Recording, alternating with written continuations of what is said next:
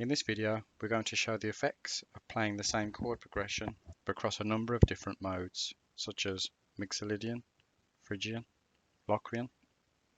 The chord progression we'll be using is 6, 4, 1, 5.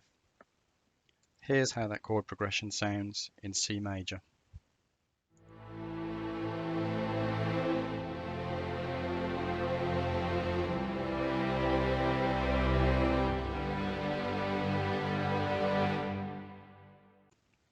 In the previous video, we took that same simple chord progression and played it in the major key, but across all 12 of the tonic notes. If you look in the top right corner, there's a link to that video to have a look at if you want to check it out. We'll now take that chord progression and play it in different modes. You'll see the name of the mode and the chords on screen as it changes.